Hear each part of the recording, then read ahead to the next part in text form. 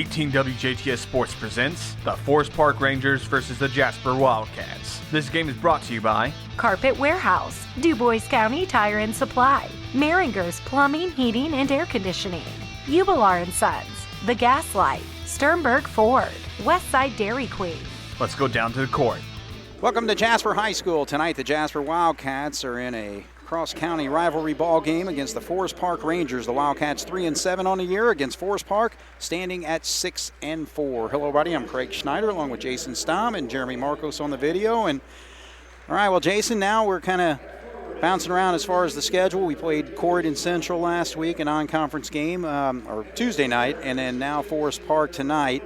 And it's a Ranger basketball team that's actually had a nice run there for 5 straight wins. However, a tough weekend last weekend against South Spencer, losing 78-51, and then on the road at North Posey, losing that game 56-49. But again, records, schmeckers, when it comes to Jasper against Forest Park, Jasper against Southridge, Jasper against DuBois. So again, just unfortunately, not many fans other than family and all that, but again, it's a county rivalry and always a big game for both these teams. It is. Like you said, you can throw records out. It means nothing when county schools get together to take on each other. Doesn't matter what kind of season you're having. Both teams are always ready to play, and for the most part, it's always good games. So both teams are struggling a little bit. It'll be interesting to see who comes out and wants to be the more aggressor, and try to take it at the other team a little bit. So, good night for basketball. Absolutely. All right, so we are underway. So the Wildcats actually win the tip there. Connor Foley jumping center, and he's out there with Jace Goodhue, Caleb Berger, Tanner Ernie, and Isaac Day, the regular starting five for the Wildcats. And Forest Park's got number 14, Drew Howard. Landon Nowey's 24. Wade Leonard is 30.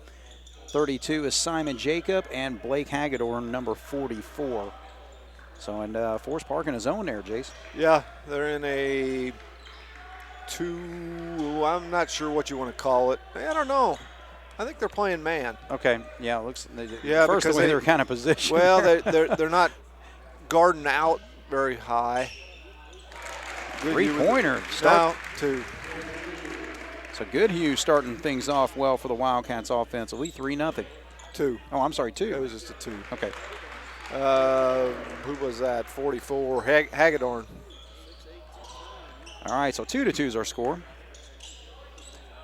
I remember the Hagedorn and the Jacob boy from last year when we played them over there. They both played quite a bit.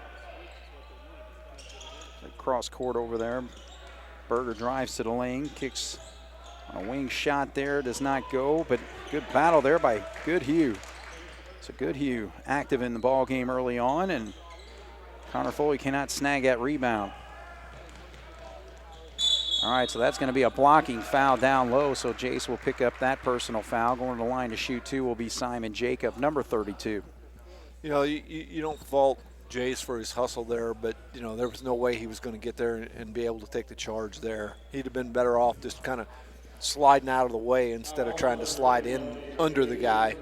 But again, in my opinion, anytime a kid tries to take a charge, I'm not going to yell at him. No kidding. I mean, it's kind of a dying breed or a dying thing of basketball. Kids just don't want to do it anymore. So it's kind of like the block out.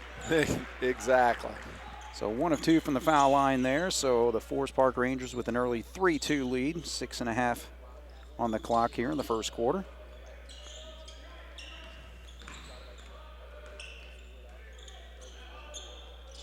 Day with it on the wing. He is picked up there by Hagedorn, number 44. I'm sorry, check at 14, Drew Howard. Yeah, Hagedorn and Foley are going to go at it pretty good inside because they're both pretty good size, and they both got some strength behind them. So good move there but good defense by number 32, Jacob, taking that shot away from Connor Foley.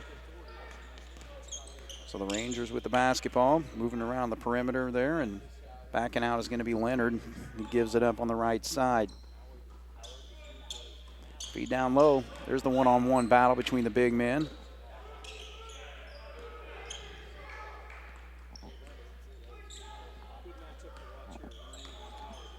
So Howard one-on-one there against Tanner Ernie. Using up some clock on this possession. 5:20 on to go here in the first quarter. 3-2. Rangers lead. Good job by Ernie to knock out away, but then good job by Leonard to get it back. Took it right back, yeah. Leonard thought about the three, did not. All right, so Simon Jacobs going to back things up here. Works off the screen, gets an easy layup on the left side, so. He had a nice little hesitation move. He come off the screen, the defense was there, so he kind of hesitated like he was going to give up on it and then took off again, and the defense relaxed and let him go right around him. Right. Left open the lane there, so the Rangers with a 5-2 lead with 4:38 to go here in the first quarter.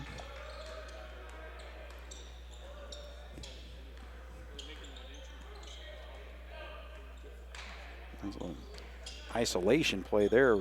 Ernie was the only guy on the right side there. Our offense just looks kind of stagnant tonight. We're not cutting with some authority and being aggressive. You know, I mean, when we're going well on the offensive end, you know, we're slashing to the basket with the ball and you know, going in there hard. And tonight we haven't done that yet.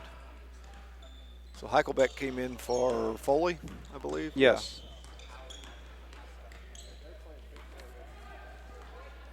All right, so they tried to feed down low. Good job by Gus to deny that pass going into Hagedorn. Jacob. Jay's going to pick up his second foul. So Heim's going to have to come in and take his spot. Yeah. All right, so 5-2. 3:56 to go here in the first quarter. Wildcats on the floor right now include Ernie, Day, Berger, Heim, and Heichelbeck. And the Rangers are yet to make a sub here.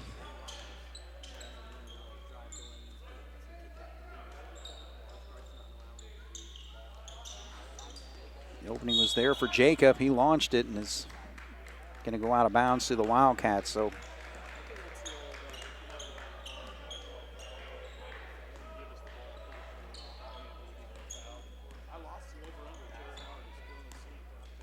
all right, so Day brings it across. Ernie with a nice drive there and gets a good roll to make that drop, and the Wildcats make it a 5-4 ball game.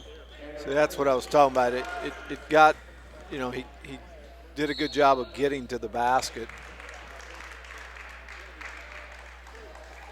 All right, so Berger makes a move down low and gets fouled there, so 2 shots will be coming for him. First foul on the Forest Park Rangers. That one's called on Wade Leonard. So a couple subs getting ready to come in as Berger misses the first free throw.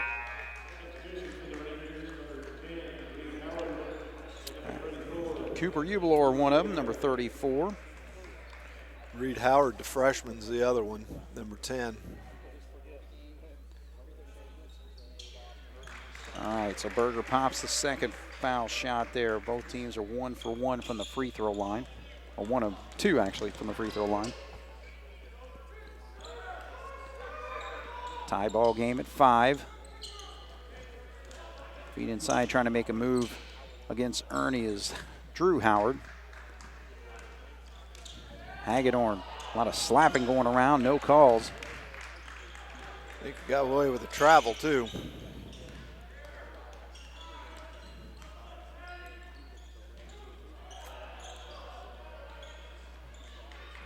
Ball gets knocked away. Here come the Rangers. They got a Howard. Forest Park got a break there. The ball was going out of bounds and it hit the official. Kept it back in bounds, and that's what led to the fast break the other way for them. All right, so Rangers lead 7-5. Now they're in the zone, 2-3 zone.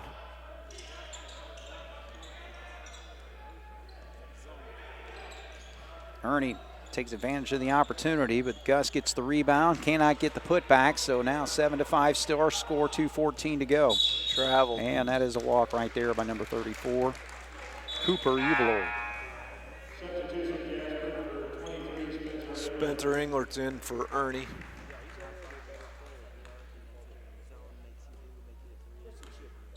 All right, so Day will walk it up. We got 2 minutes to go here in the first quarter. Rangers lead 7-5, facing that 2-3 zone.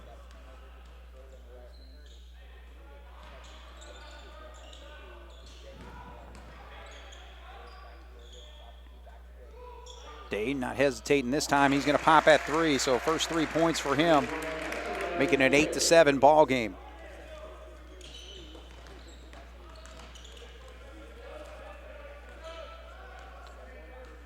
Cats staying in their man-to-man defense here. Screen set for Spencer, and he backs off of it. Get that lob. Good help there by Day, but there's going to be some contact and a foul down low. Yeah, Day was there, but he was just about a step late getting there when he needed to get there. I don't know who picked that foul up. Gus did. So they could have gave it to either one, I think. So Hagedorn pops the free throw there. He's got 3 points. Foley's in for Heichelbeck. Howard came out for Forest Park. Drew did. Hagedorn gets the roll there.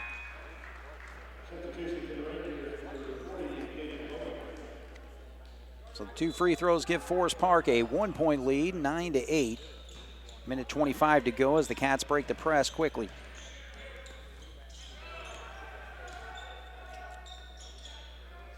Forest Park back in the man-to-man here. We need to take advantage of Hagedorn being out and get the ball into Foley.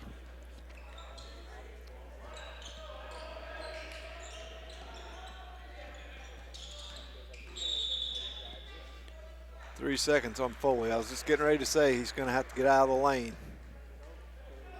All right, so the turnover puts it back into Forest Park's hands with 1:01 to go here, 9-8.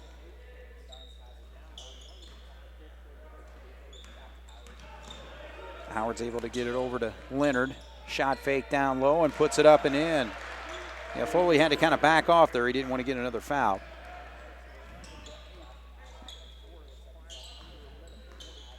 So with 42 seconds here, Forest Park with a 3-point lead, 11-8.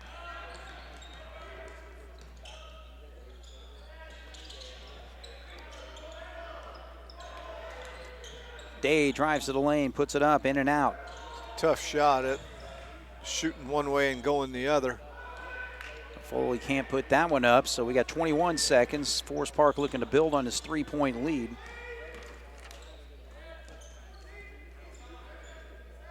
All right, so slowing things down is going to be Wade Leonard down to 9 seconds, but then he attacks the basket and he gets the call here, so should be before the shot, obviously.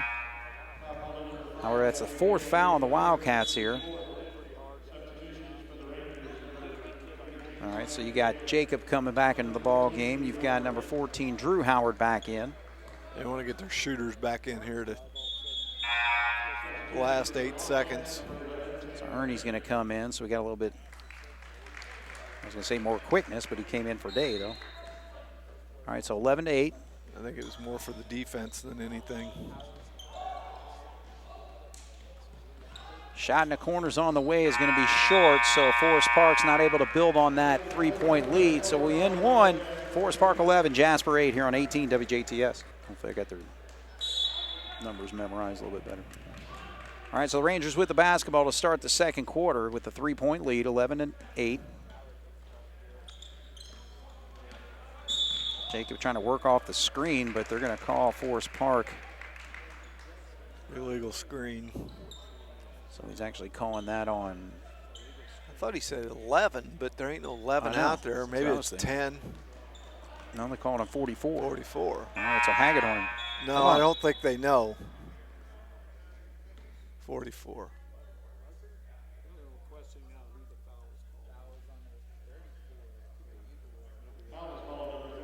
Oh, it's on 34. Well, there is no 44, and there ain't no 11. I don't know. I don't think the referee give them the right number, and that's why they had to blow the horn to try to straighten it out. All right. Regardless, it's Wildcats basketball, and the second foul called on Forest Park.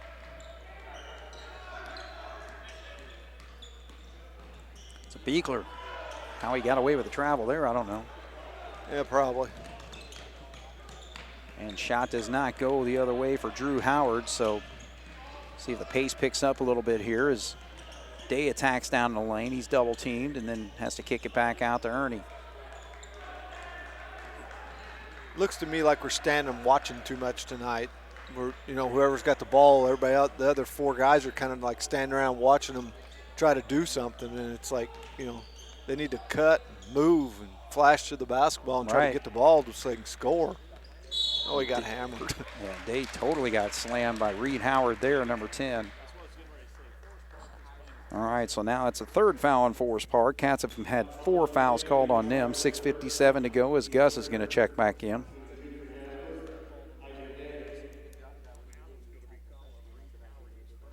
So Day's free throw in and out.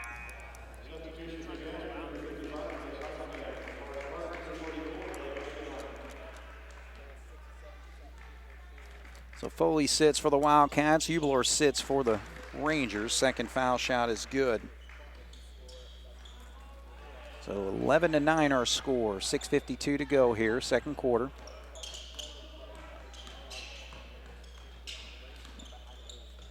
Jacob makes that spin move, and yeah, they do call him for a travel.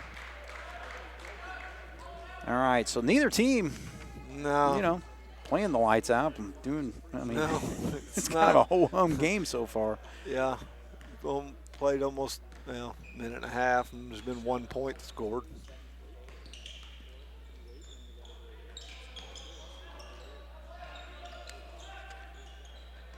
Now they got a mismatch. They got a lot smaller guy trying to guard Gus. Yeah, it's Howard.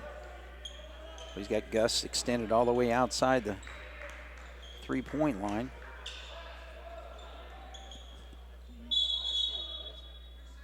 We got a 3-second again on the Wildcats. I assume that was Beekler down there. It was either Beekler or Mundy. Those were the two that were in that general vicinity. Right.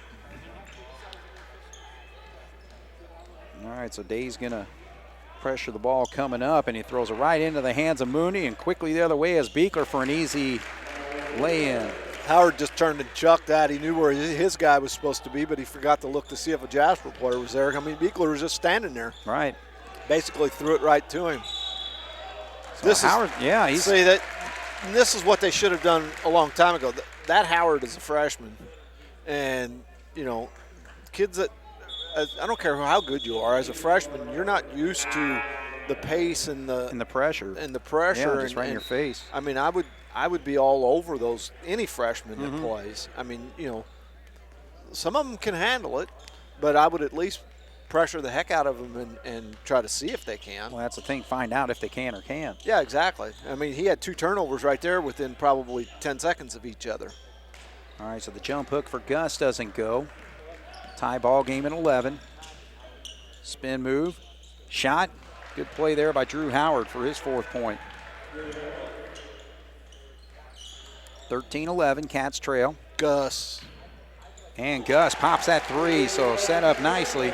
You could see that one lining up because his man was waiting for him at the low post, and Gus just pulled up at the 3-pointer and drilled it. All right, so that shot gives the Wildcats a 1-point lead, 14-13 with 5:02 to go. Jacob gives it up over to Howard. Hagedorn's going to launch a 3, short on that, so Mooney comes up with an easy board. Hagedorn's trying to match Gus. 3 for 3. 2 big men shooting the threes.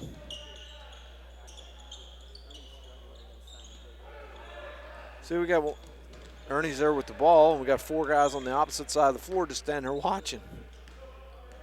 So he has to dribble over to the other side to get in the action over there. Now they got to use Gus because, he's got an advantage. Well, Day gets to the lane there, and now he's called for a travel. So had our share of travels called, and we now got a timeout. So 4:17 to go, 14-13 Wildcats with a 1-point lead on 18 WJTS. 4:17 to go here in the first half. Jasper with a 1-point lead over Forest Park. Rangers led 11-8 after the first quarter. Cats have held them just 2 points in the first 4 minutes of quarter number 2. All right, so Leonard with the basketball. Mundi takes him all the way to the lane. He's able to put it up and in there. 4 points for Leonard. And a three-pointer does not go.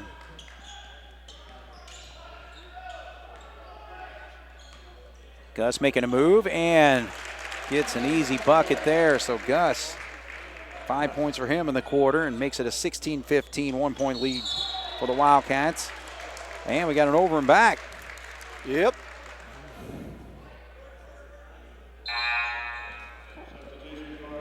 All right, so Cooper Ubelor is going to come into the ball game. Caden Bowman's going to come back in as well.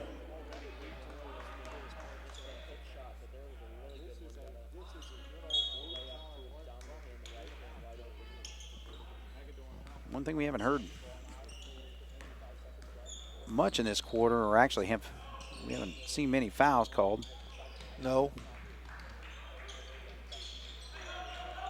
And there's an easy steal. Bad pass. Yeah, Mooney's not able to catch up, so it's an easy bucket for Wade Leonard. He's got 6 now. Lead back to Forest Park by 1, 17-16. 3 minutes to go.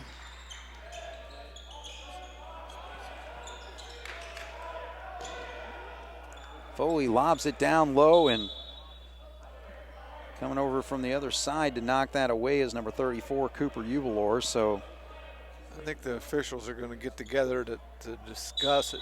But yeah, they're going to say it actually went off the Wildcats. So I mean, to me, it looked like they could have called a foul, but they obviously didn't do that. Quick break there for Forest Park on the press breaker, and now they're going to call a jump ball. So I said Ernie. That was a good call. It wasn't a foul, and I mean, you really couldn't let him get by with the steal because they both had the ball at the same time. Right. It was a very short time, but a lot of times you'll see an official make that call as a foul.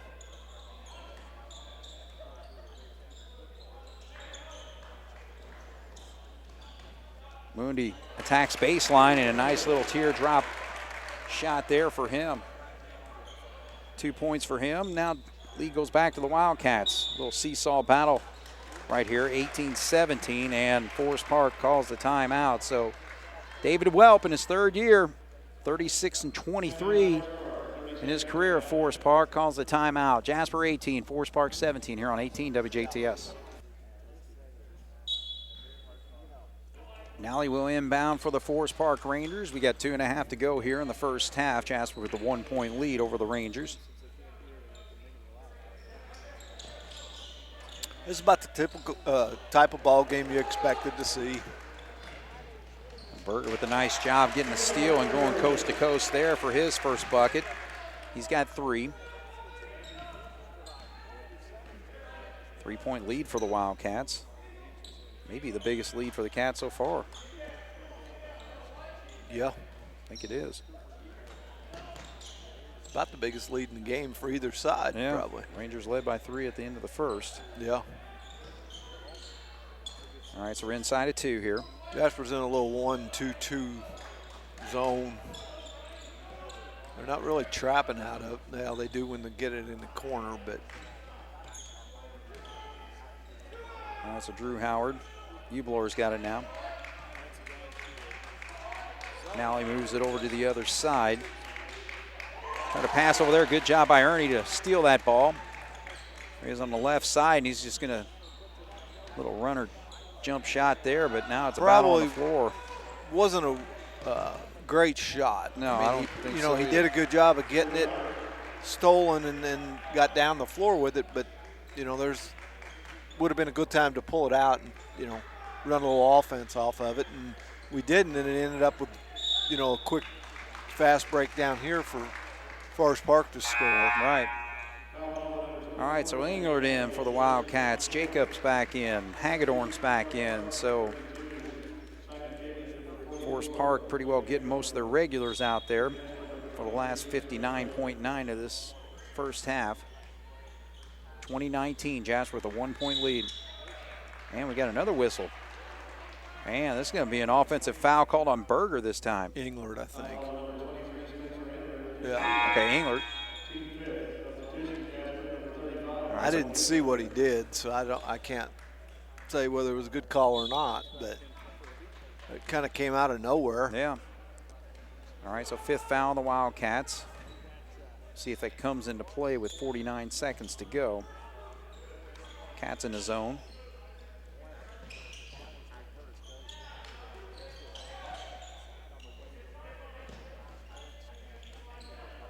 Long three-pointer on the way, and it is popped by Leonard. So Leonard's had a good half here. 9 points for him. Gives the Rangers a 2-point lead. 23 seconds to go.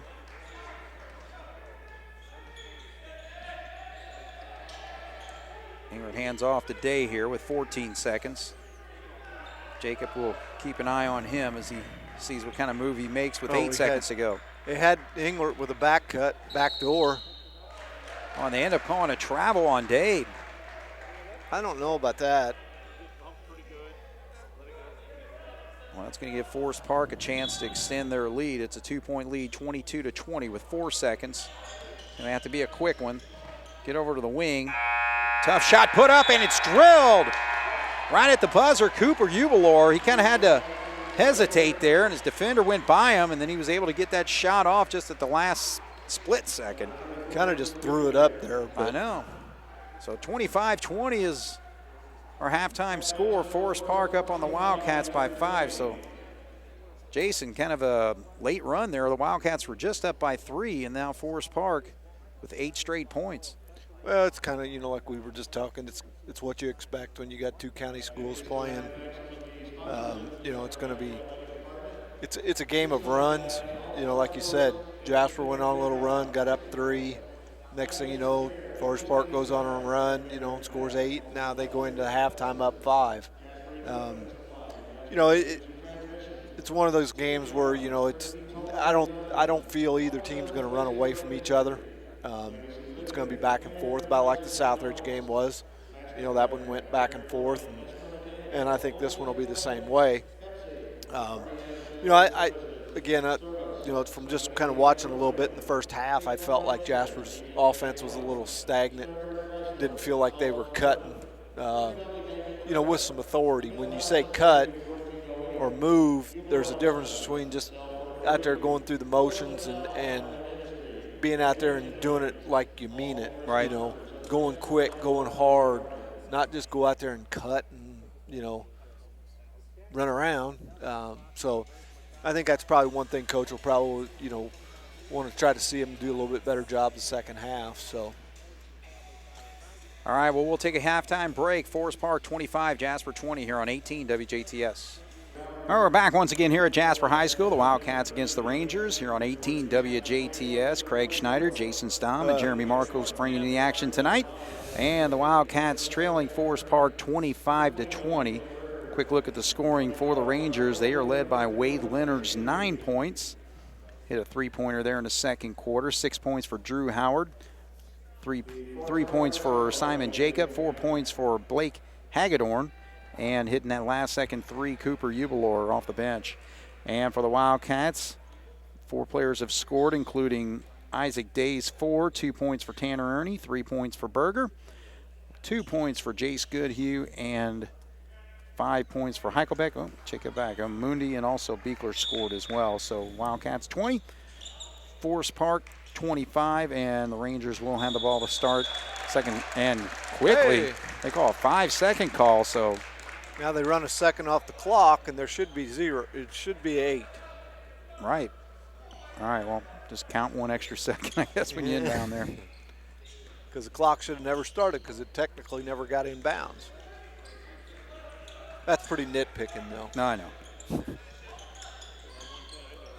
All right, Foley double team. Now kicks it back out. Goodhue in the corner. Shot fake. Nice Drives shot down there. fake. Then drops it down to Foley for an easy bucket. Nice pass. See, there's a little more movement there. The ball moved. Our guys were moving. That's what we got to continue to do.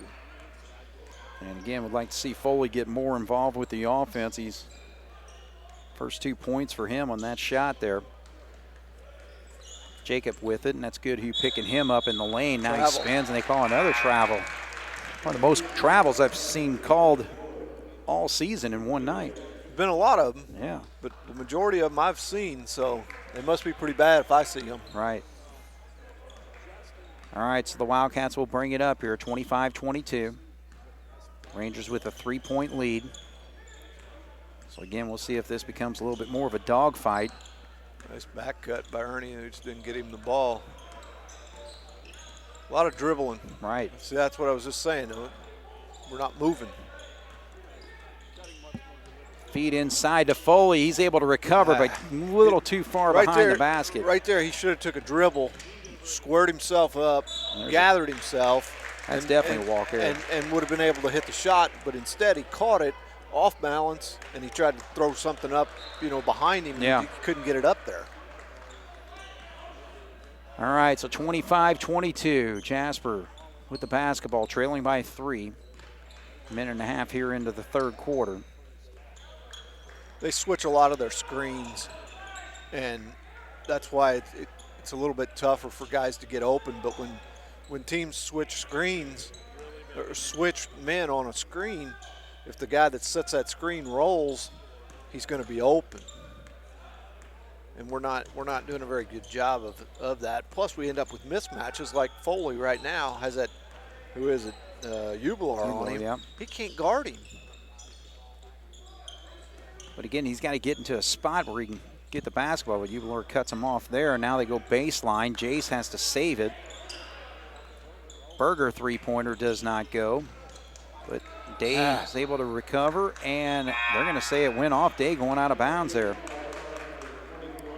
I couldn't tell from where we're sitting. It was kind of a scramble, but.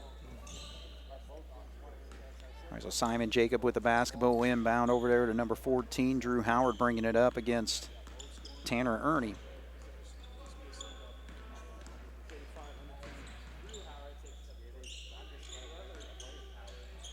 Feed inside to Ubilar, and that's going to be Berger for a little push off.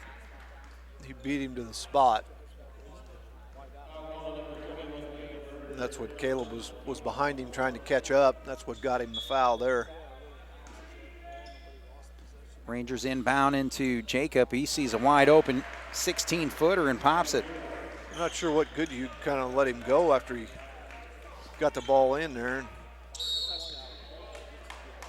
That's going to be a foul on Ubilar, I believe. Holding on. He was holding Goodhue down low. So second personal foul on Cooper Ubilar there. One foul whistled on both teams so far here in the second half. Day gets the inbound, now drives against Hagedorn. Yeah, see, that's a mismatch that they got on switching screens again. Goodhue. Berger started to make the cut. So ball goes out of bounds. Forest Park with a 5-point lead gets the basketball back with 5:14 to go, 27-22. Day puts pressure right there on Wade Leonard in the backcourt. That was good defense. He didn't reach. He didn't do anything. Just put some pressure on him. Now he did, though. He reached with his arms or hands. All right, so second team foul as Mooney's going to check in for the Wildcats. Second personal foul on Day. So Tanner's going to sit. It's just one of those games where who's going to take control right now? Forest Park, though, Hagedorn, strong man's one up there and off the glass for a bucket. And he'll shoot a free throw to go along with it. Ernie picked up this foul. Or Foley, yeah. So first foul on Connor tonight. That's good. And missed free throw. 7-point lead now for the Rangers. Cats looking for a bucket here and need it badly. And Day finds a way to get it in. 6 points for him. That's when I like our offense, is when we attack the basket like that. There's a nice steal.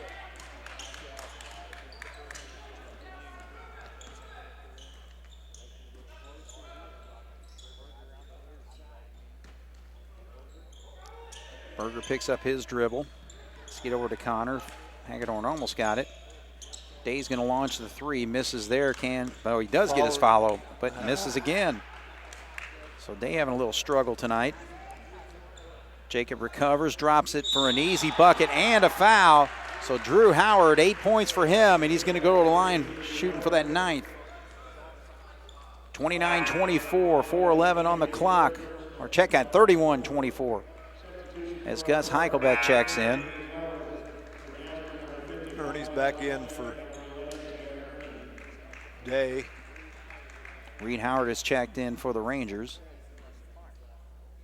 Now I'd get right back after him. You know, the last, when he was in the game, the last time we put some pressure on him and forced him into 2 turnovers.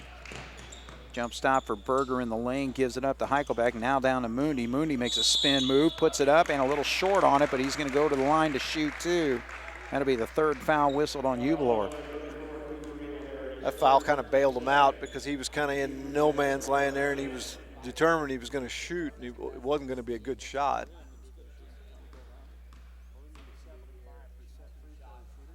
So Mooney pops the first free throw as Heim comes in. So 3 points for Carter. Heim's in for Foley.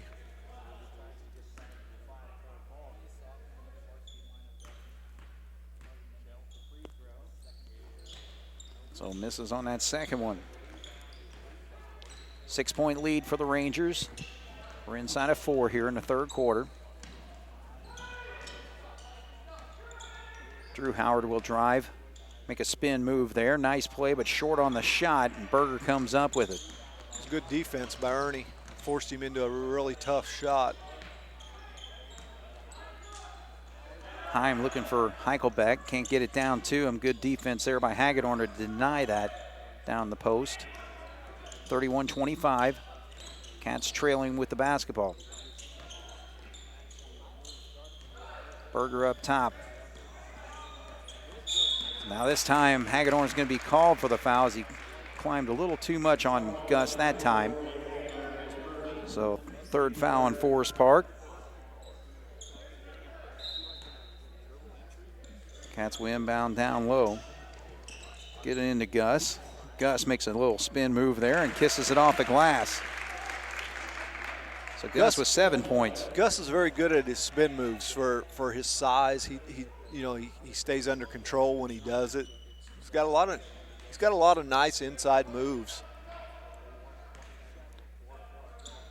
Rangers with the basketball and a 4-point lead, 2:55 to go, 31-27 as Jacob drives. Good job by Heim to cut that off, and then Berger kicks it out of bounds.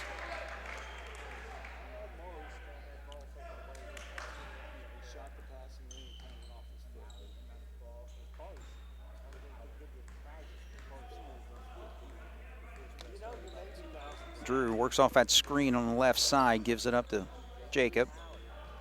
Simon will go to the lane, pulls up. Good job by Heim again to cut him off. Now Hagedorn gets a little bit of space on the baseline there and forces Gus into fouling him, so he's going to go to the line to shoot 2.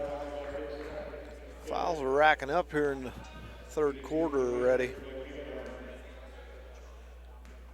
So that's a 5th on the Wildcats, 2nd on Gus. And Hagedorn misses. So he is now 2 of 4 from the foul line tonight. Free throw shooting all around tonight's not very good. No. Rangers have missed all 3 free throw attempts here in this 3rd quarter. 31-27, second foul shot up and good. So 7 points for Blake.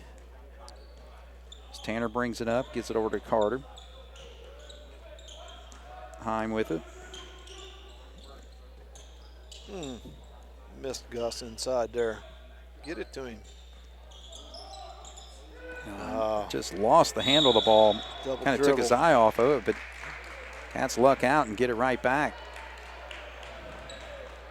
32-27, Forest Park leading the Wildcats by 5 points here with 2:09 to go here in the third.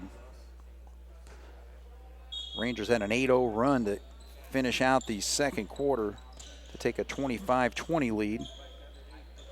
And Gus with a nice little turnaround J there. 9 points for Gus. Whoa. Jacob's able to hang on to that basketball. Almost an over and back. Now Hagedorn with a jump shot does not go. And Heim's going to battle for the rebound, and we get a whistle, and they're going to call a jump ball. I was going to say, I don't know how you can call a foul on that. I don't see how you call a jump ball. I don't either. It's like, let him play it out. Yeah, nobody really had control of the ball. I think the referee kind of blew his whistle, and it was like he didn't know what to do. Right. And I would just say jump ball. I mean, I even thought one earlier over here where they called a jump ball, and it's like Jasper just took the ball right away. And all right, so Gus, that's 3 on him. And 6 on the Wildcats. So Rangers struggling a little bit from the line tonight, but they may have plenty of opportunities to improve on that. Sure don't want to get them in the bonus in the third quarter already. So 32-29 is a minute 29 left here in the third quarter. Rangers with the lead.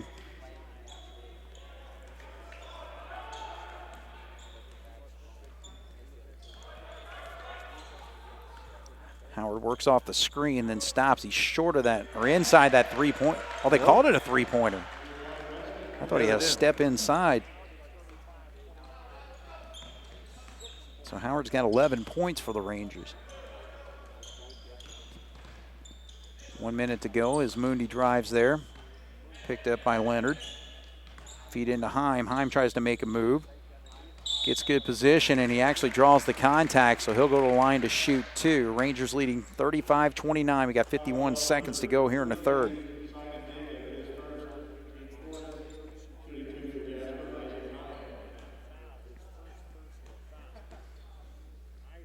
First foul called on Jacob as Isaac gets a little roll to go in. So first point tonight. Englert's in for Ernie.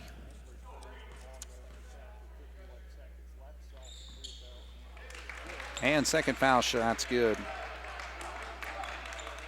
35-31. Jacob attacks there. Heim picks him up. And Howard's going to be called for the travel. So, again, they're not letting him have any leeway. Like he might have drug his pivot foot a little bit, but it didn't look that bad. All right, so Day's going to check in. Engler's going to sit down. So Forest Park, 4-point lead with 41.5 to go. Berger's going to bring it up this time. Freshman Howard picks him up.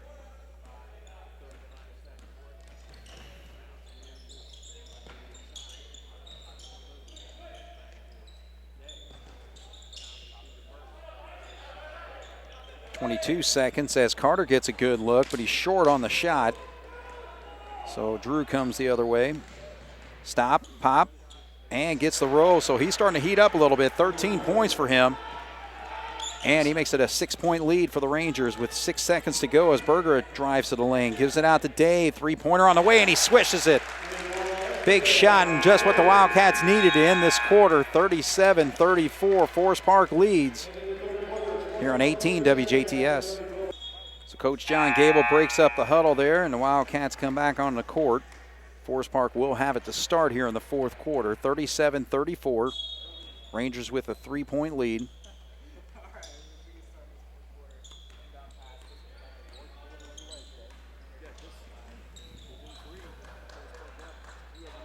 Feed down inside to Bowman, and Gus is able to get it away from him.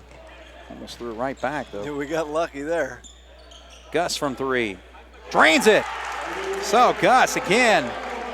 He's got pretty well a green line anytime he can get his hands on it, especially from beyond the arc, and he pops that one for a second one tonight, and that ties the game at 37.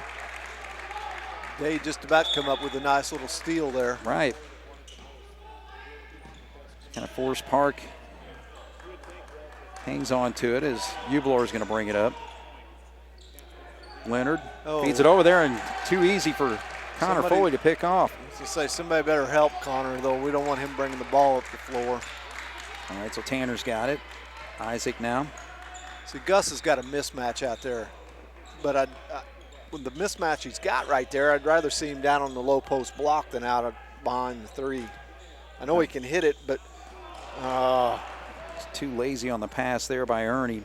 So now it leads to an easy bucket for Drew Howard on the other end. Rangers get the lead right back, 39-37, 6:51 to go here, fourth quarter. Throw it in there to Foley. He's got his guy posted. Well, the tough thing for the Cats, we got two big men in the ball game right now, so that kind of forces Gus to play a little bit more out in the perimeter. Now he's trying to post up down low. Yeah, that's what I'm saying. The guy's holding him.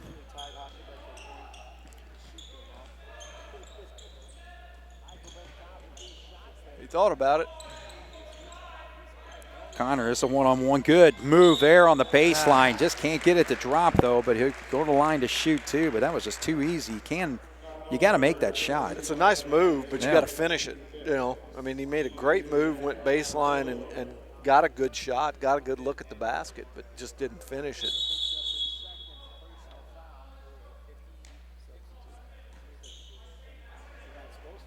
All right, so we got a substitution. I think they just called lane violation on Gus. He took off after they had thrown the ball, so Foley's only going to get one shot now instead of two. All right, so he actually misses that shot as well, though. So Foley, just 2 points tonight for the Wildcats. So we came away with that with nothing. Yeah. Rangers 2-point lead, 6:05 to go here in the fourth quarter. Jacob drives, stops, pops, high arching shot goes in. Simon Jacob, he's got 7. And John Gable has just got to get things straightened out for this Wildcat team. So 41 for Forest Park, 37 for Jasper here on 18 WJTS. Rangers with a 4-point lead. Gus is going to inbound to Isaac. Drew Howard will wait for him as he gets across the J there. Gus trying to front himself down there, getting good position, but they cross-court it over to Tanner. He'll drive, stop, feed to the corner. He's hit from there tonight. Not this time.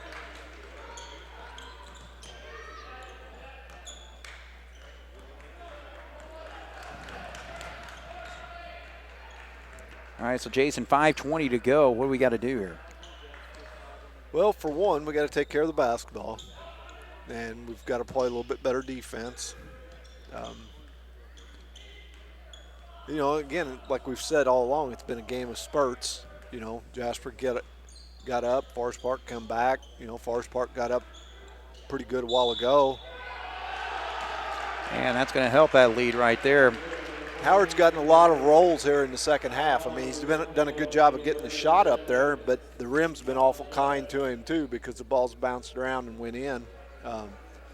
So, I mean, you know, he's scoring a little bit more in the second half than what he did in the first half. So, but I noticed that, like Ernie wasn't guarding him. Berger was trying to guard him. So I'm not sure why they switched that up a little bit. But we've got to do a bit better job down here on offense. We've got to move the ball. See, again, we've got one guy with the ball and the other 4 guys are kind of standing around again. I mean, I know we're looking in there to get the ball inside, but the other 3 guys need to move so that we have the opportunities. Well, that's going to help for the Wildcats. Carter Mooney popping one. His first 3-pointer of the night makes it a 4-point game, 44-40. Leonard gets it back up top. So Drew Howard. We need a defensive stop right here. Good steal. There goes Connor. I'm sorry, no, that's Ernie. Yep, that's Ernie. Ernie going all the way for an easy bucket there. So just like that, Forest Park had a 7-point lead, and the Cats run 5 quick ones off. So we'll take a timeout. Forest Park 44, Jasper 42 here on 18 WJTS. Well, Jason, we're starting to see a little wave of runs for both these teams. Forest Park just built up a 7-point lead, but then the Wildcats come back with 5 quick ones. Well, and again, that goes back to, the rivalry. Nobody quits. Just because you get down 7, everybody wants to, you don't want to lose, so they keep fighting and scratching.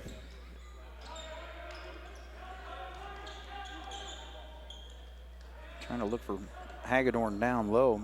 Both teams have done a pretty good job of keeping that post game out. Yeah, they have.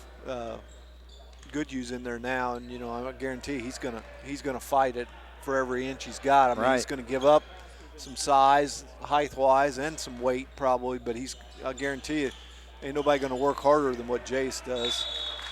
All right, good job by the Wildcats to. Berger kind of knocked it loose, and Day got on it. And before we had a chance to throw it away, Coach Gable called the timeout. All right, so we'll take another break. 44-42, Jasper trailing by 2 here on 18 WJTS. All right, so Gus in the ball game to inbound here to Day. 3:34 on the clock, fourth quarter action here. Forest Park against Jasper. Said the Southridge game on my mind.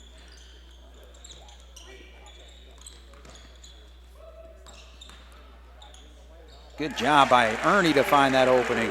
Again, good little hesitation move. He penetrated towards the seam and hesitated. And defense relaxed, and he kept going. Nice move. All right, we're going to trickle down to the 3-minute mark, tied at 44. Ubilar again hit that 3-pointer to end the first half, misses that one. Ernie goes on to the left side. That could be goaltending. They're going to have a discussion here. Because the ball was up on the rim or close to it, and all right, so he's actually going to go to both he's officials. He's going to talk to both of them.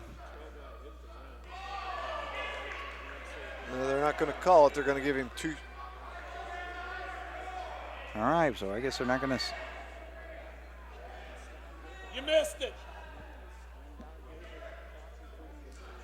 That's bad. That's the wrong call, because the ball's, anytime the ball's up bouncing around on the rim and somebody touches the rim, it's a goaltending, and that's blatantly or clearly what happened there. The ball was up there bouncing around, and I don't know who it was, but somebody from Forest Park come flying in there and hit the front of the rim. Yeah. All right, so Ernie misses both. So keeps the ball game tied, 44-44 with 2:46 to go. Drew Howard against Isaac Day there.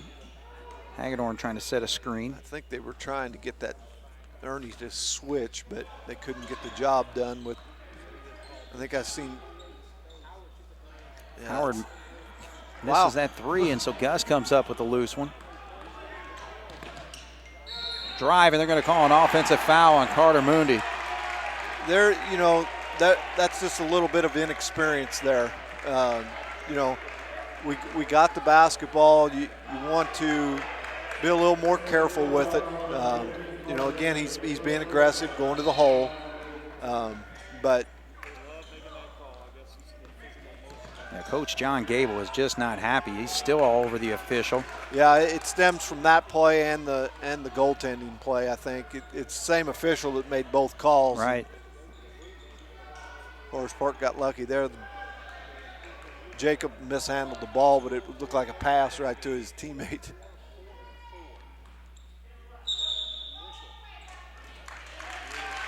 Well, we got an offensive foul called on the 10, I think Rangers she there. said. All right, so that's 7 fouls. That should be a bonus for the Wildcats. Not a player control like that on the offensive end. It's not. Oh, okay. All right, so we are tied up. Jasper with the basketball, minute 52, and we throw it right away. But good job by Berger to knock it out of bounds, because it looked like it was a pretty easy path for Reed Howard. Now Jace is going to come back into the ball game. Howard's going to sit down. Gus is going to sit down for the Wildcats. Still tied at 44, so again, we got a battle right here with a minute 47 to go. Both teams have been stuck on 44 for a while, it seems like. Hagedorn. Again, he has not really been able to assert himself offensively tonight. Cats have held him to just 2 field goals, but he's going to go to the line to shoot. I think they got Goodhue for this one. All right, so 3rd on Jace. Gus is going to come back in for offense. And Hagedorn pops that free. So he's hit 4 free throws tonight on 7 attempts. I'll check it. 4 on 6. He's having 7th coming up here. And he hits that one.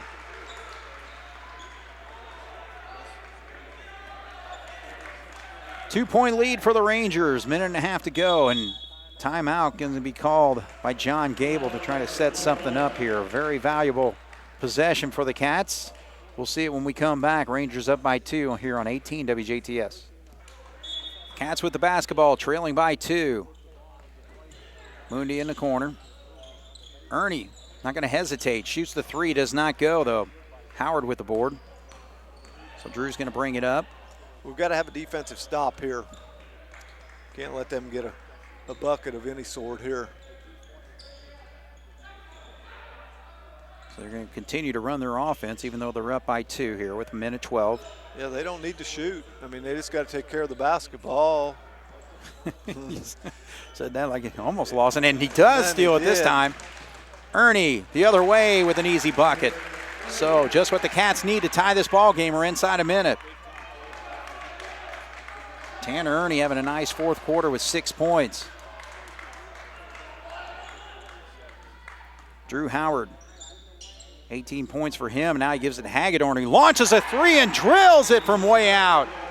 And the Cats are going to have to call a timeout there, but Hagedorn just 2 field goals before he pops that 3-pointer and gives the Rangers a 3-point lead. He shot that like he had all the confidence in the world. No doubt. Actually, Forest Park calls a timeout here, and it's going to be a full timeout. So we'll take a quick break. 49-46, Rangers lead here on 18 WJTS. 40.6 to go, Jason. It's crunch time.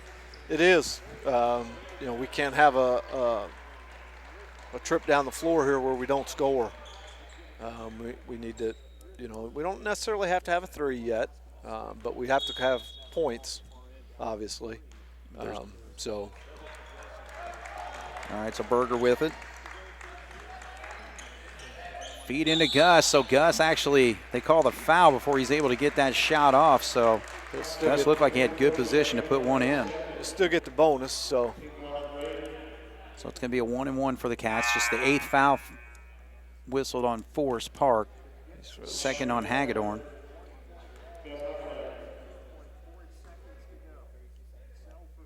And Gus pops that free throw. So again, smooth shooting, Gus Heichelbeck.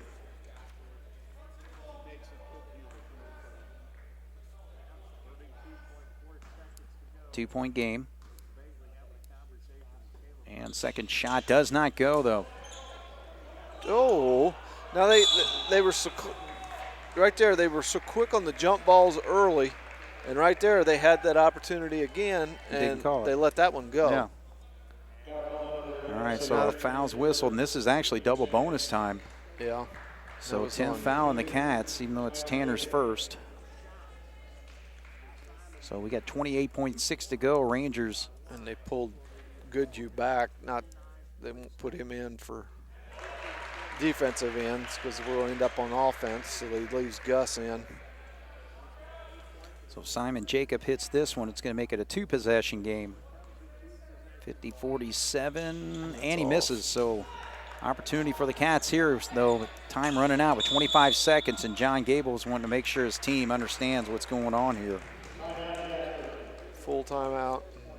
All right, so it's going to be a full. Let's take our break. 50-47, Rangers up by 3 here on 18 WJTS. All right, Jason, we got 24 seconds, trailing by 3. Yeah, it'll be interesting to see what we come out of the timeout with. Obviously down 3, you can't wait, for the last second shot. You got to take the first available and try to get it up there quick. The situation depends on where the ball There's falls. Gus. Now Gus again, quick shot, and he drills it just like he did against Southridge a couple weeks ago. It's the exact same play that they ran that night. So Gus, third three-pointer, makes it a tie ball game. We're down to 5 seconds. Howard gets to the lane, shot up by Hagedorn, in and out.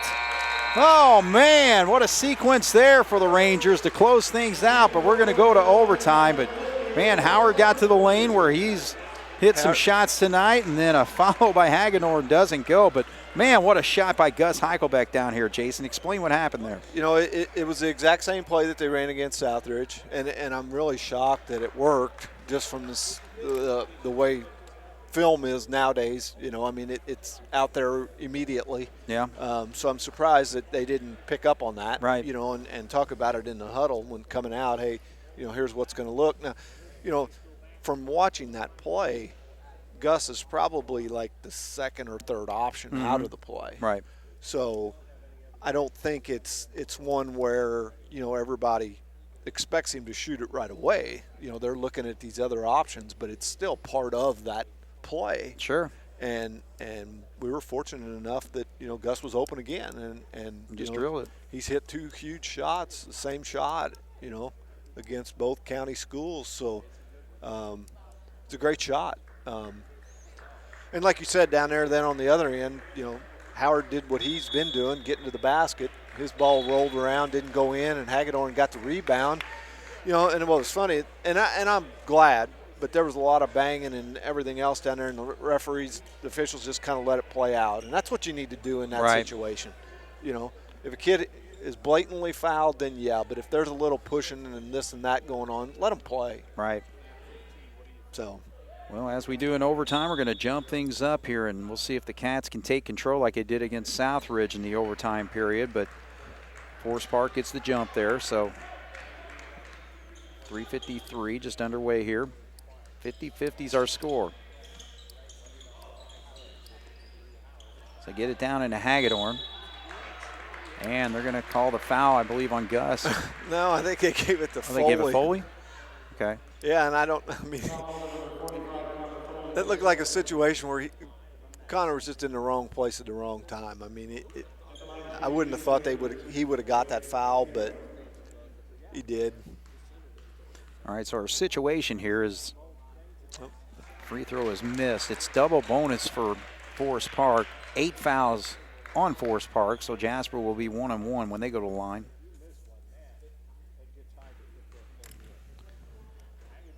And Hagedorn pops that one. So 1 of 2 on that trip there. We're in overtime, 1-point lead for the Rangers. We got here with the 3-point shot hit by Gus Heichelbeck. Feed down into Foley, and he strongly takes it up and in. That could have and probably should have happened more often tonight. I mean, when you get Gus and Connor out there together, that's a handful for a defense to try to guard. Right. And I like this lineup that we've got out there. It can be a handful to guard. Oh, huge three-pointer hit there by Simon Jacob. Yeah, that was kind of out of nowhere. I mean, he hasn't really shot the ball out there all night. He didn't hesitate. He got it and put it up. Rangers with a 2-point lead now with 2:51 on the clock, 54-52. Get it to him. Gus, spin move off the glass, so Gus is feeling it right now. Yeah, and they got to get him the ball. I mean, he was open 2 or 3 seconds there, and, you know, we looked at him but didn't throw it to him, and we got to get it to him. So 18 points for Heichelbeck. Tie ball game at 54. So a game that was kind of at a lazy pace, I thought, in the first half has really picked up here in this fourth quarter and overtime period, obviously. Ubelor left alone. Can't get that one to go, and Tanner comes down with the board. Coming up on 2 minutes to go as Day has it. Work the inside again. Right there, he's wide open. He's got to take that strong. Look at the move. Good job, and he draws the contact. Foul is going to be called on Leonard. But you're exactly right. Connor Foley, too much of a weapon not to be utilized, and he's got 2 big buckets here in the overtime period. Jasper with a 2-point lead. They don't have somebody in there that can guard both of those guys. Yeah, because that was basically, I think, a help with Leonard trying to pick up down low. Yeah, I don't know what happened there, but he was wide open. Foley, though, cannot hit the free throw. Free throws are going to be crucial in this basketball game, I believe. 56-54 with 1:52 to go. Now you just got to play good defense here. Simon drives there. Oh, my goodness, almost had that shot go in. What a play by him, but he will go to the line to shoot, too. I didn't know how he even got that shot off. See that, when you do, there's kind of a reverse role to those two being in at the same time, because they're a handful on the offensive end, but then when you get to the defensive end, it's hard for those two guys to have guys that they can guard. You got Foley outside trying to guard Jacob, who is an outside shooter. He's a slasher. He's a get-to-the-rim type player, and Foley's not used to guarding somebody like that. He's used to guarding a post player and battling that way. So it presents a problem on offense, but it also presents a problem for you on defense. Right. So nice job by Jacob to hit those 2 free throws, ties this ball game. So we're in overtime with 1:39 to go, and now John Gable wants to call the timeout. So we'll take a break, catch our breath here. Tied Cats against the Rangers here on 18 WJTS. Coach John Gable sets his team up for this last 1:38, tied at 56. Gus Heichelbeck leading the Wildcats in scoring with 18 points will inbound. We need to be patient here. Look inside. Look at your 2 big guys in there. Right there. Oh, they missed him. Tanner at the top of the key. Be patient. You don't have to be in a hurry. Right there, yes. There we go. Good job by Foley getting it off the glass. So he is really getting a position he needs to get into. Once he gets his man sealed on the top side like he did there, that lob pass is there all night. And that's exactly what they did. They did a very good job of being patient and being able to get that and execute that to get the ball in there. All right, so David Welp wants the timeout. It's going to be a full one. Jasper with a 2-point lead, 58-56 with $1:07 to go here in 18 WJTS. All right, coming out of the timeout here, Jasper with a 2-point lead with 1:07 to go. And what do you think, Coach Welp? Do you think he's going to hold for the last shot or what? No, I think he'll probably run his offense, and take the first good available shot that they have. I don't see him holding it. I think they'll look for the score.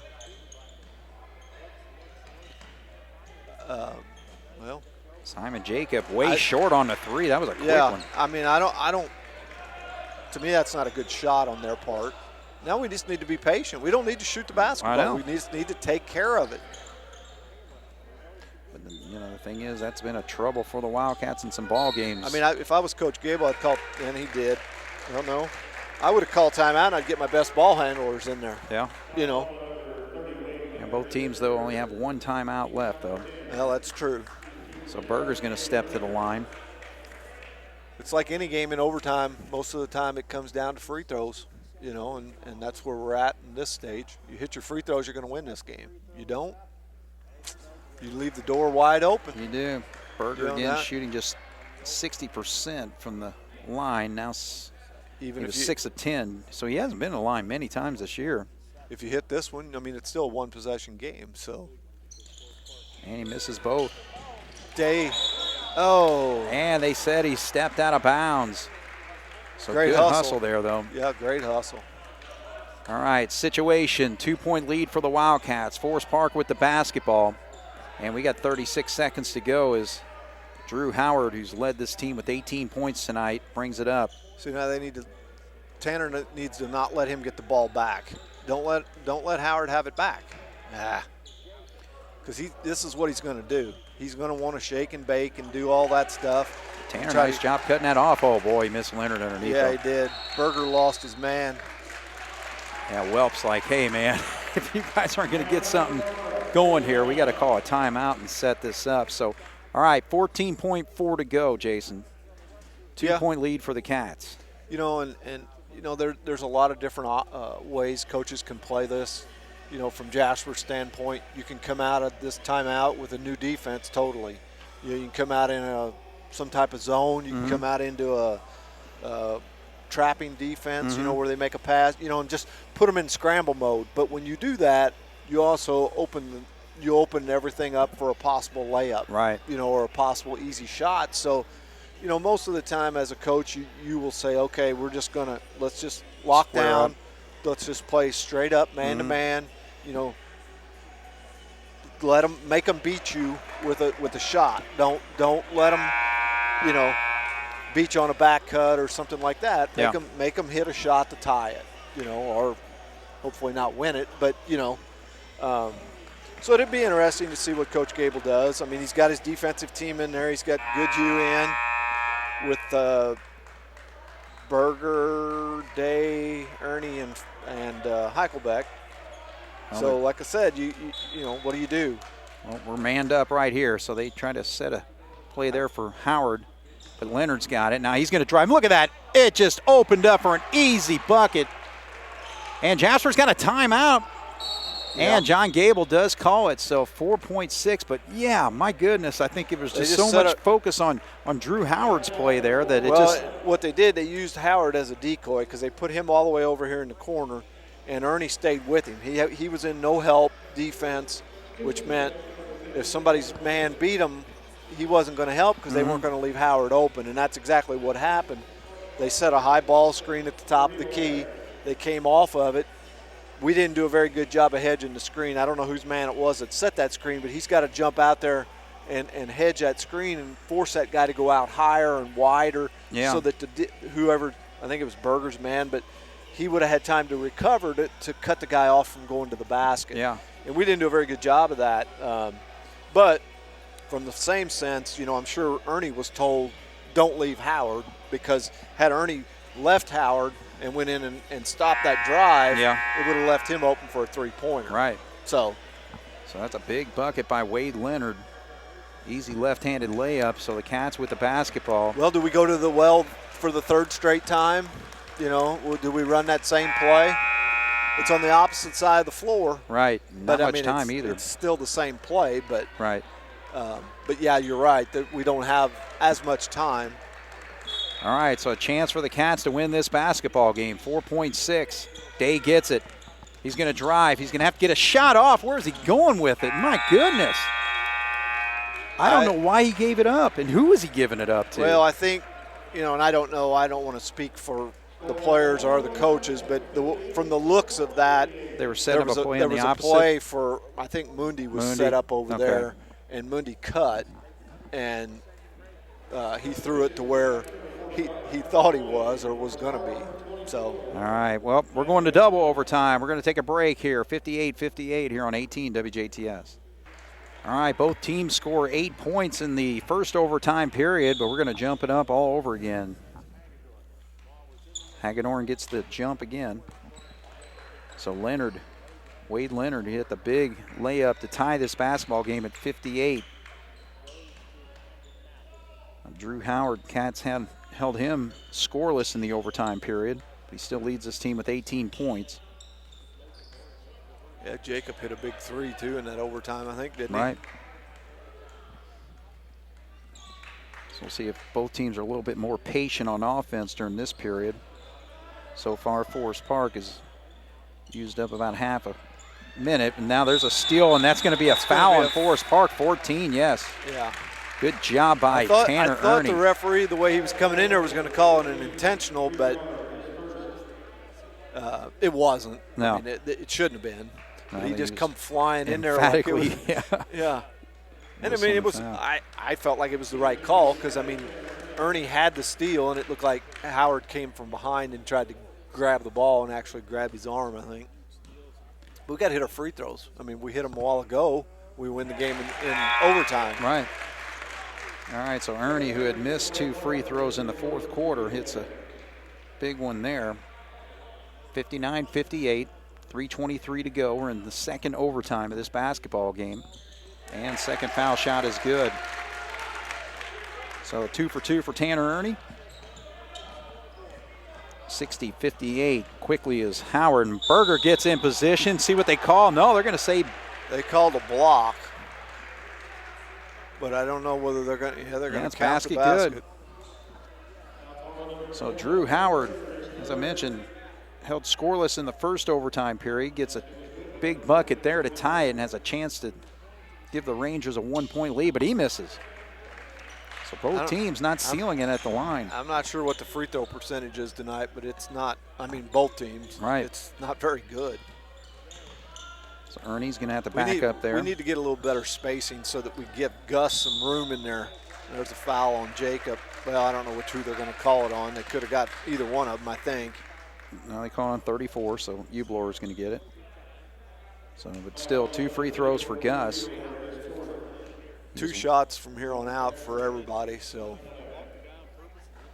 Gus gets the roll. 2 for 3 so far tonight for him.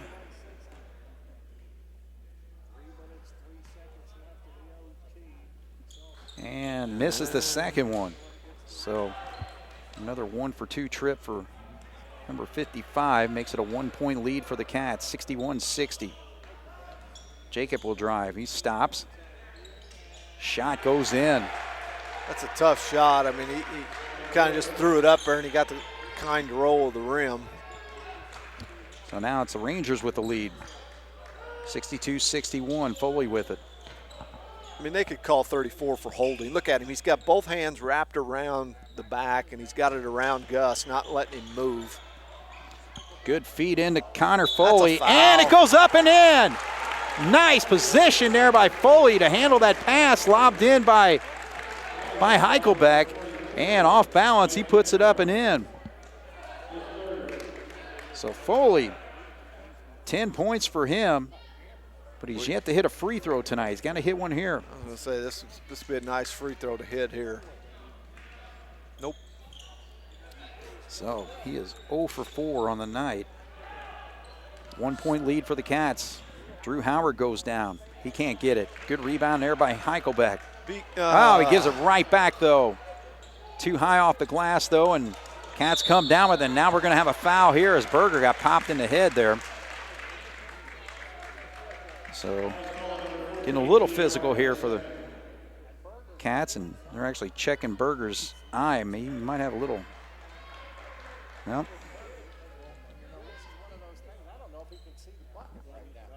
All right, so we got 2 minutes and 9 seconds to go. Jasper with a 1-point lead, 63-62, and the officials checking Berger to make sure he's okay before he shoots his foul shot.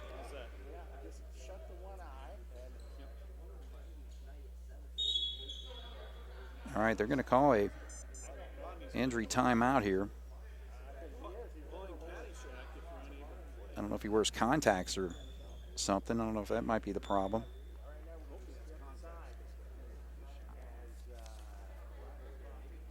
So again, I don't know. I mentioned before, Berger's a 60% foul shooter. I don't know if that is a contact. Yeah. Yeah. Put it in your mouth and put it back in. Yeah.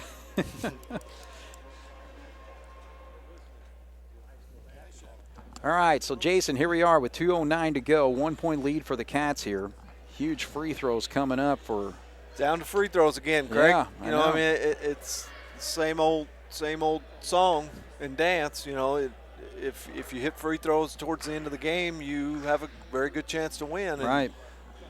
Both teams have struggled a little bit with it. Jasper more so than anybody probably, but you got a 1-point lead with 2 minutes 9 seconds left. So need to hit these 2 and go play good defense. All right, so Berger on the free. First one goes through, so that's big.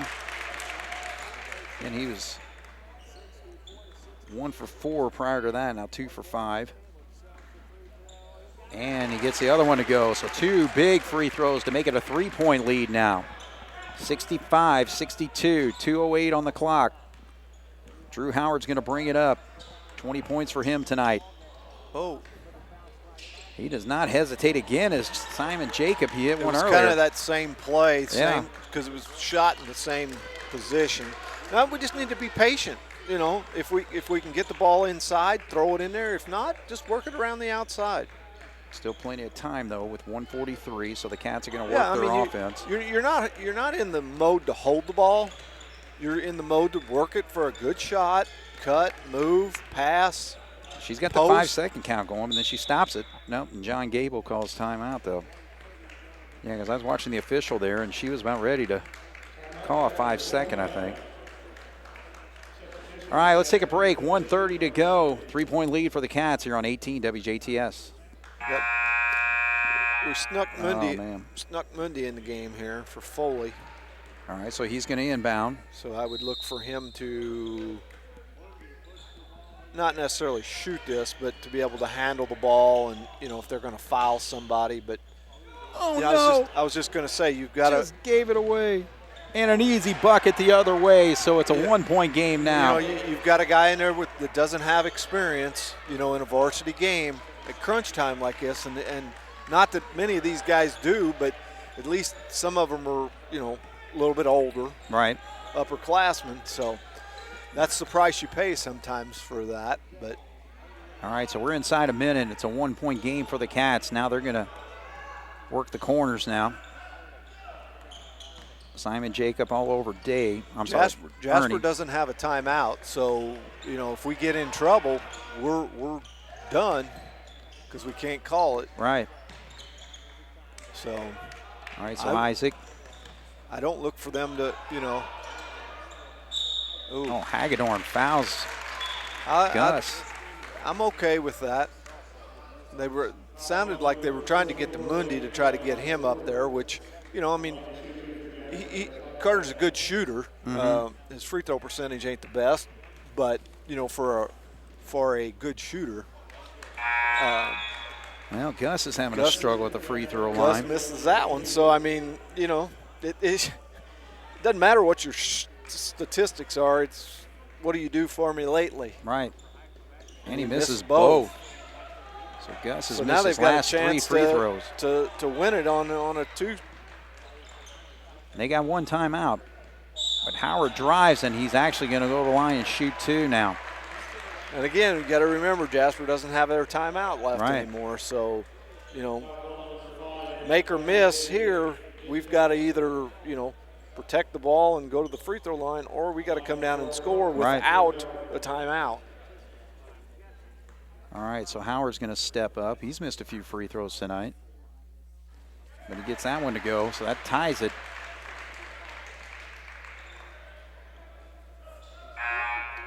So 65-65.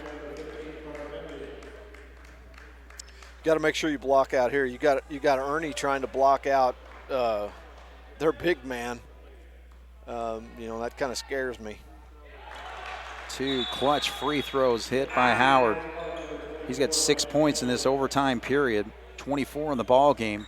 See, now you got to run a play, and you got to trust that you're going to get it right because you don't have a timeout to call to set anything. Right. All right, so we got 20 seconds on the clock as he brings it across. Isaac Day works off the screen set there by Heichelbeck.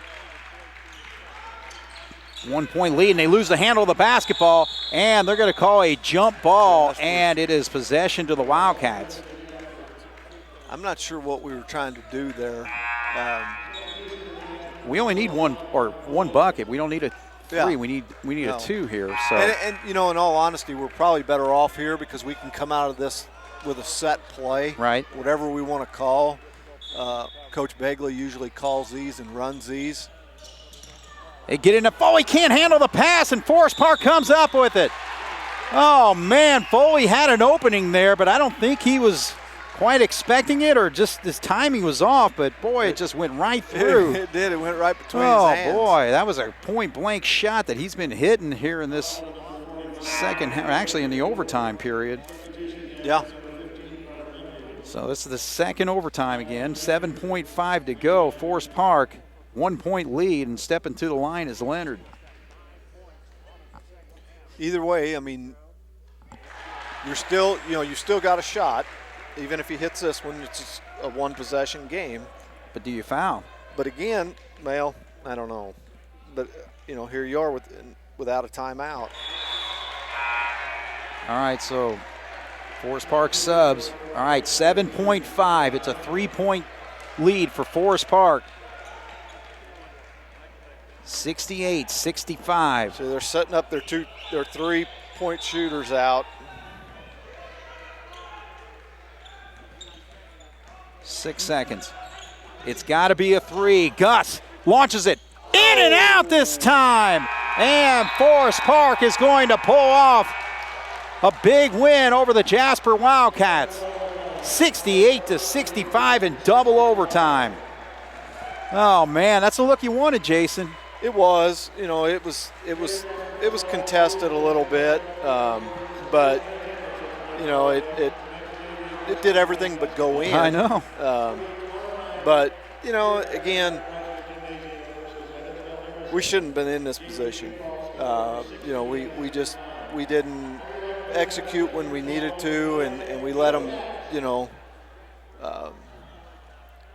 turnovers, missed free throws. Yeah. You can just go down the line of things that went awry, and it hurts because it's a county rival. But other than that, I mean, it's another game.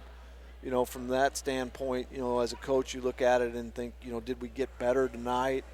Did we do anything different? Do it better? And again, I'm not going to sit here and analyze that because, I don't know what the last 2 days, what these guys have worked on in practice. Right. Hopefully maybe when a coach comes up here in a little bit, he can sit down and he can talk with you and say, well, we got better because we did this or we did that we've been practicing for the last 2 days. Right. And again, it's like I said, it's not a matter of, wins and losses are important, don't get me wrong, but it's a matter of getting better. And, maybe we did get better. I don't know. But, obviously you look at the score and you think, well, no, you didn't because you got beat. Right. But it's aggravating. It's frustrating, I'm sure from the coach's standpoint and the players too. Anytime you lose to a county rival, that, it's a little bit different. But at the end of the day, it's another game. But, it stings. It stings, especially, you lose in double overtime. Anytime, I don't care who you lose to in double overtime, it hurts. Oh, sure. But that just makes it a little bit, little worse when it is a county rival. But I don't know. I just heard Coach Gobert say that Forest Park had 24 turnovers. Wow. Yeah. And I'm sure we had our share too. I'm sure we were right there too. With close to that number. Right. And I know you played basically an extra quarter, but still, that's too many. Right. You just have to, learn to take care of the basketball and learn from it. I've always, through my coaching career of whatever it be, basketball, baseball, whatever, I always tried to tell kids, at the end, if you learn from your mistakes and you correct them and don't do them again, a loss can be a benefit. Right. 12 of 26, I heard Coach Gobert say for Jasper at the free throw line. 12 of 26, that's not even 50%. I have to figure that up. I mean, That's Heikelbeck missed those two. He was 1 of 4 there in the overtime period. Well, 12 of 26. Okay, so if you hit 60%, you win the game. Right. And 60% in high school basketball is nothing. I mean, we teach our 6th graders that's our goal is to hit 60% in the 6th grade. Yeah. So we shoot less than 50 in a high school basketball game. That's not very good. No, not at all. No. Coming into tonight, we were 62% from the foul line. Which that's got a long way to go too. Right. But I don't know. You just have to regroup. It's a short time. I'm sure they'll be in here tomorrow morning, doing some walkthroughs and some things. Because again, you got to improve on the court again tomorrow night. Yeah. And we've talked about that for the last week or so. You don't have time to set and dwell. You got to come back right back out here tomorrow night. And if you're not ready to play, You know, and I don't know what Harrison's record is, but Harrison's always got a couple good athletes. Oh, yeah. You know, they're going to come in here loose. They don't care, you know. They don't care that they're playing Jasper, not like Forest Park tonight. You know, this was probably one of the games they had circled on their schedule. Right. You know, Harrison, they don't. It's just another game to them. Yeah. So if you don't come out ready to play tomorrow night, they're going to put a knot on your head. And you know, again, you know, we talked about it on the way home from Washington last week. You know, you just – in this part of the schedule we're in, you have no time to correct mistakes in practice. No. You know, No. they had 2 days of practice, Wednesday and Thursday, and they're out here now. You play tomorrow, you have Monday to practice, and then you play Tuesday. You know, I mean, your practice times are just way down. You know, and that's nobody's fault. Right. It's just the way the schedule works out this year. But it's hard. It's hard to correct mistakes when you can't work on them and practice them. Yeah. Now, the free throw shooting, they could be out here. They could come in here tomorrow morning for 2 hours and shoot free throws on their own. You know, there's no reason that we shouldn't and couldn't improve that. Right. So I don't know. There was some mistakes we made at crucial points. You know, that were turnovers that we, you know, just. I think part of it is, you know, lack of varsity experience. Mm-hmm. You know, and granted, you know, they're gaining that by playing, but I'm talking varsity experience at crunch time. Right. You know, we don't have much. Mm-hmm. You know, I mean, outside of Berger, none of these guys have been in the varsity game at the end of it. Right. You know, right. Berger's the only one that's had that. So, you know, I mean, you're halfway through the season or close to it, so, you know, you can just about start throwing that out the window. Right. You know, it's time for somebody to step up and say, I'm going to be the man when I need to be. Yeah. So, well, you know, again, we had some heroics in this ball game. I mean, on both sides of the court. I mean, obviously, Gus Heichelbeck hitting the big three-pointer descended to overtime. Mm-hmm. And then, you know, it was a big shot that Wade Leonard hit, driving to the basket, descended to the second overtime. And then, you know, Forest Park was just 10-7 better than the Wildcats in that double overtime, and that's the difference there. Yeah, it was. But, you know, again, it goes down to free throw shooting. If you shoot better from the free throw line, you never even end up in this position. Right. You know, so I'm sure, you know, that coaches will have, you know, something good to say, you know, some, I don't want to say good to say, but they'll have some input into, you know, what they. Some insight and perspective. Yeah, because like I said, you know, we can sit up here and try to analyze and do all we want, but unless you're with these guys day in and day out at practice and around them, you know, and you know what you expect them to do. Right. And, you know, we don't do that. So, I mean, it's not fair for us to sit up here and try to speculate on a lot of that stuff. So you just, you know, it stinks.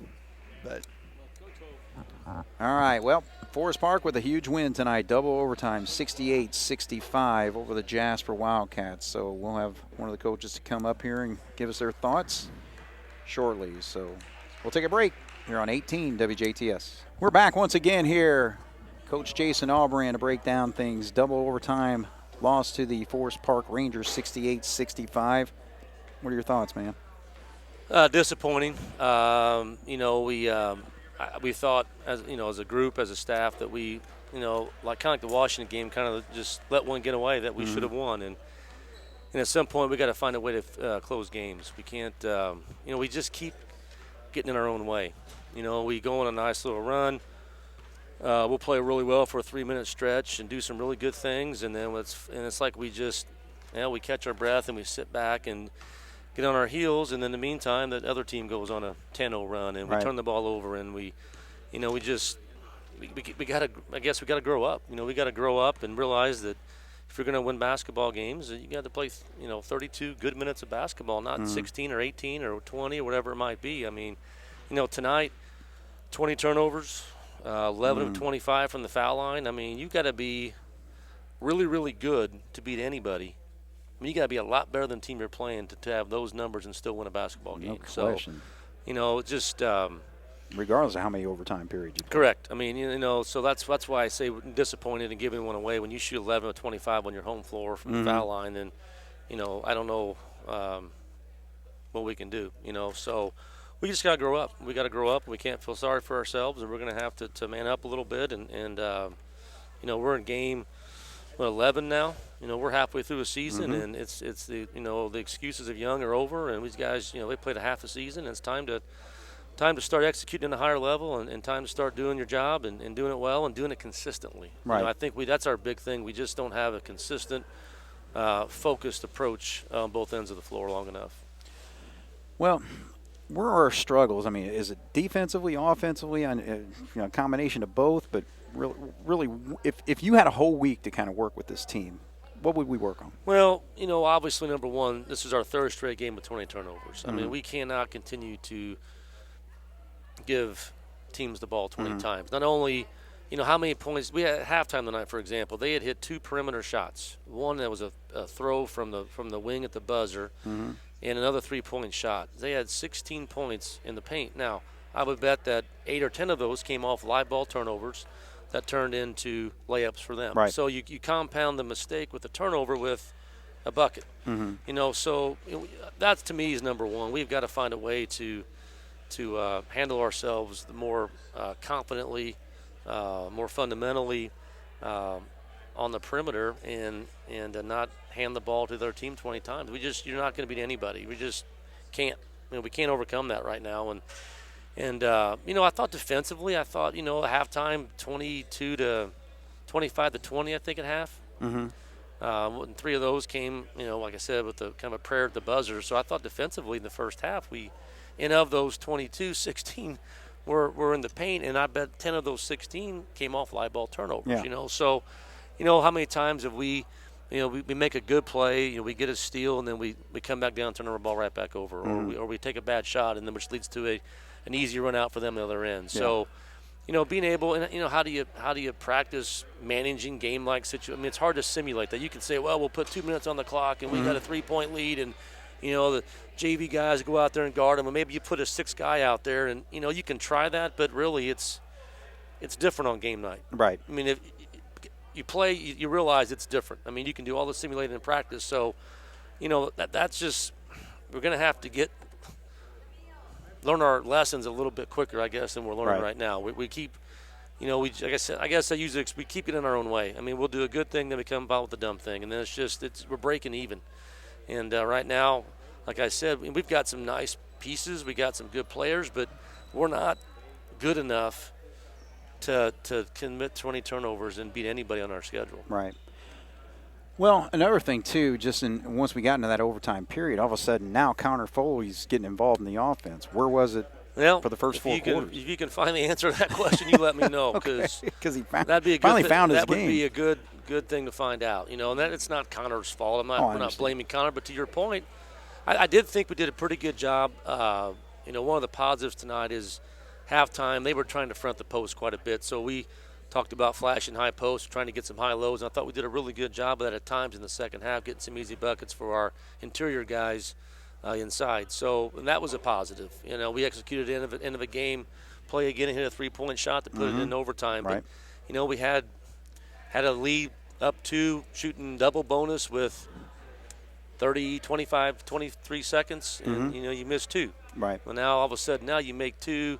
They're caught between, do we go 3, do we go 2, and maybe you defend them for 14 seconds. Worst case, you're still up. You got it's just so we just keep shooting ourselves in the foot. It's aggravating, and I'm sure the boys are aggravated, disappointed. But right. We all got to look in the mirror and we got to grow up. Point blank. Was there anything that Forest Park did that impressed you tonight? I thought they attack the basket well. They do a good job. They've got guys in the perimeter that can do a good job of getting around you and kind of putting you in situations where you're going to have to help off a guy, and depending on who their lineup is, there's guys you can help off, and sometimes there's, the big kid, a big 3-point shot. I think it was in the first overtime. I think we were up 3. I think he tied it up. Yep. That was a big shot for them. Defensively they switched everything, which when you're not, we knew they were going to switch ball screens, but they kind of, I guess, I'm not saying surprised us, but they switched every screen when the teams don't switch a lot. So when they do, we're so used as a basketballer to be trained that when you're passing the ball, you always throw to the guy that's coming off the screen. He's going to be the guy open. Well, when they switch, it's the complete opposite. He's going to be guarded. You have to look at the screener. Yeah. Because the guy he's screening is now guarding him, and if he Right. does his job and slips or pins him, Right. that's where the ball needs to go. Sure. So I thought we did a poor job of recognizing. We had Knies at the end of the game there. Connor kind of slipped to the bucket on the inbounds play, and ball went through his hands, and so. As far as them, no, they didn't really just surprise us with anything. We knew they had some good players and had some guys. I mean, they had 4 starters back from last year's team, so they had a year under their belt to learn these lessons, and so hopefully we're learning ours, and before the end of the year we can fix some of these issues. Well, we use a lot of bodies. Okay, again, every game we're playing 10 guys. What about narrowing that down? Well, we've got some guys that we liked. Tonight I thought we did a good job of full court pressing and jumping a little bit at half court and caused them some problems and got some steals. And, if you're going to play that kind of style, it's hard to play 5 or 6 guys. And really, except from a flow standpoint, when we sub, we don't really feel like we're dropping off. We're not taking a guy that's averaging 24 points a game, and my God, we got to have him on the floor. Yeah. And Isaac Day probably of everybody.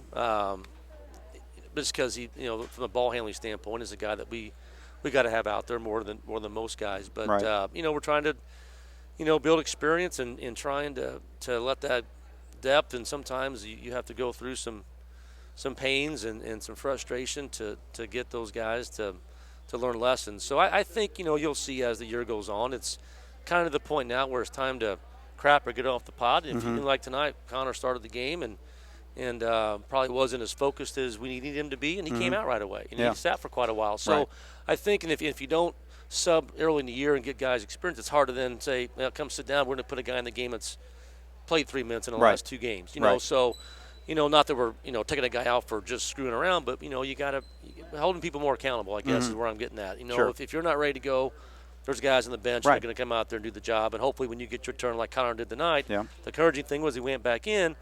In overtime, he had some nice minutes, and we got to get him playing focused like that for 4 quarters. And so, I think you're going to continue to see us play 8, 9, 10 guys, and that may as guys get experience and don't produce, and maybe that gets whittled down, and come tournament time, you kind of get a more finer definition of what your rotation is. Right. And it's been hard too, Craig. With everybody's in the same boat, I know, but we've had guys in and out, and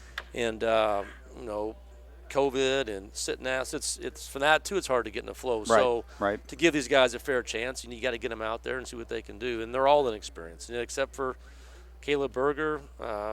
Tanner and Isaac and Jace played a little last year, but maybe 6-7 minutes a game. So, but like I said, it's time to move past the inexperience and it's time to grow up a little bit and start getting the job done. Yeah. Well, one other question I want to ask. Yep. When Day had the ball and he drove over to the right side over here, and then he kind of cross-court passed that on that last second play there.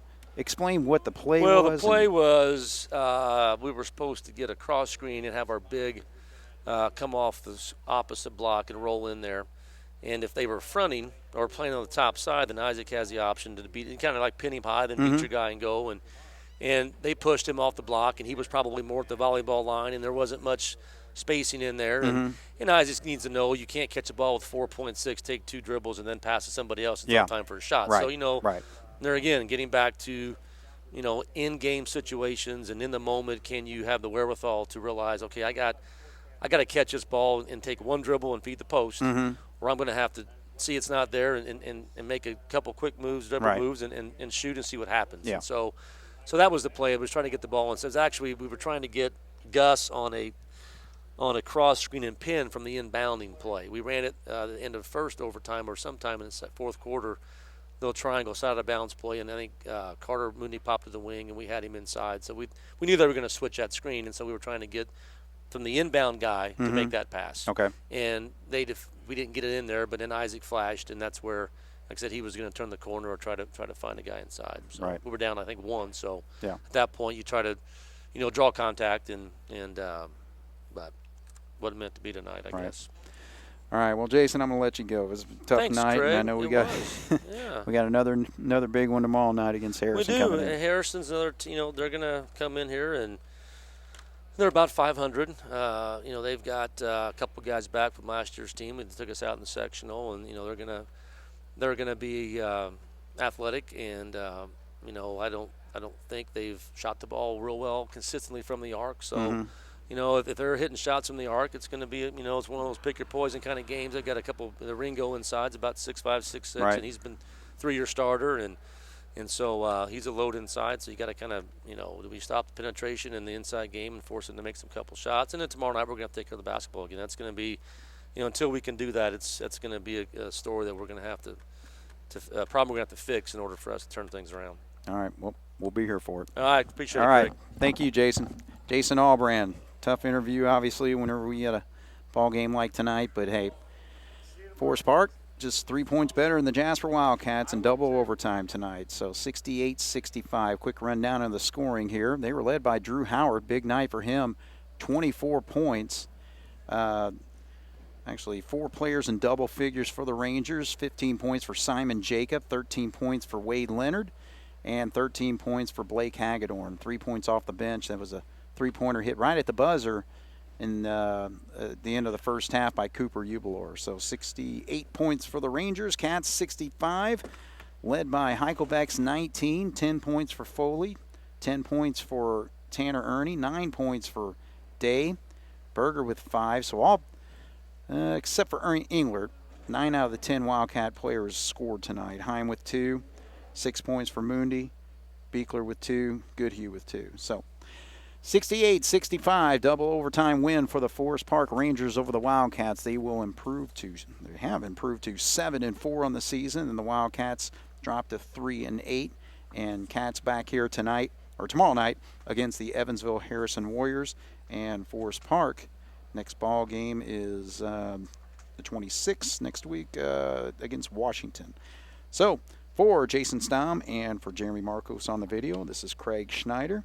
Cats fall to Forest Park 68-65 here on 18 WJTS. Good night. This has been a presentation of 18 WJTS Sports.